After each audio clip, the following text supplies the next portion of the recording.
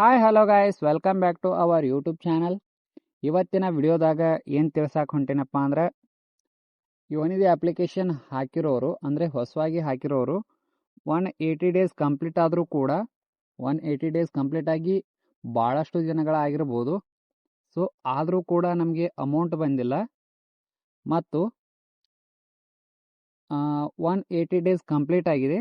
So ಈಗ ಒಬ್ಬೊಬ್ರದ್ದು self declaration ಮಾಡಿ ಅಂತ ವಾಟ್ಸಪ್ನಲ್ಲಿ ಮೆಸೇಜ್ ಬಂದರೂ ಕೂಡ ಅಲ್ಲಿ ಸೆಲ್ಫ್ ಡಿಕ್ಲರೇಷನ್ ಮಾಡೋಕ್ಕೆ ಹೋದರೆ ಏನೂ ಸ್ಟೇಟಸ್ಸೇ ತೋರಿಸ್ತಾ ಇಲ್ಲ.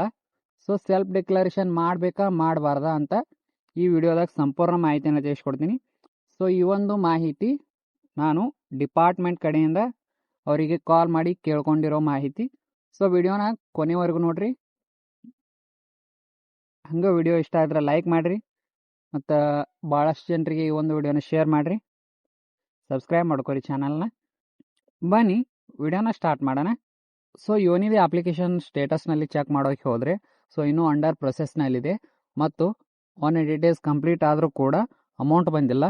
ಸೊ ಅಂಥವ್ರು ಏನು ಮಾಡಬೇಕಪ್ಪ ಅಂದ್ರೆ, ಸೊ ನೀವು ವೆರಿಫಿಕೇಷನ್ ಮಾಡಿದ್ರಾ ಮಾಡಿಲ್ವಾ ಅಂತೇಳಿ ಚೆಕ್ ಮಾಡ್ಕೊಳ್ಳಿ. ಸೊ ನಿಮ್ಮ ಒಂದು ಡಿಸ್ಟಿಕ್ ಆಫೀಸ್ನಲ್ಲಿ ಯೋನಿದೆ ಅಂತ ಸಪ್ರೇಟ್ ಬ್ರ್ಯಾಂಚ್ ಇರುತ್ತೆ. ಸೊ ಅದಕ್ಕೆ ಹೋಗಿ ನೀವು ನಿಮ್ಮ ಒಂದು ಡಾಕ್ಯುಮೆಂಟ್ಸ್ಗಳನ್ನು ಕೊಟ್ಟು ವೆರಿಫಿಕೇಷನ್ ಮಾಡಿಸ್ಕೋಬೇಕು. ಸೊ ಭಾಳಷ್ಟು ದಿನಗಳಿಂದ ಯಾರ್ದು ಯೋನಿದೆ ಅಪ್ಲಿಕೇಶನ್ ಹಾಕಿದರೂ ಕೂಡ ಅಮೌಂಟ್ ಬಂದಿಲ್ಲ. 180 ಡೇಸ್ ಕಂಪ್ಲೀಟ್ ಆಗಿ ಒಂದು ಅಥವಾ 2 ತಿಂಗಳು ಯಾರ್ದು ಆಗಿರುತ್ತೆ. ಸೊ ಅಂಥವರು ಕಂಪಲ್ಸರಿಯಾಗಿ ಯೋನಿದೆಯನ್ನು ವೆರಿಫಿಕೇಷನ್ ಮಾಡಿಸ್ಕೊಳ್ಳೇಬೇಕಾಗುತ್ತೆ. ಸೊ ಈ ವೆರಿಫಿಕೇಷನ್ ಮಾಡಿಸ್ಕೊಲಾರ್ದು ಕೂಡ ನಿಮಗೆ ಸೆಲ್ಫ್ ಡಿಕ್ಲರೇಷನ್ ಮಾಡಿ ಅಂತ ಬಂದಿರ್ಬೋದು. ಸೊ ಅವರೇನು ಮಾಡುವ ಅವಶ್ಯಕತೆ ಇಲ್ಲ.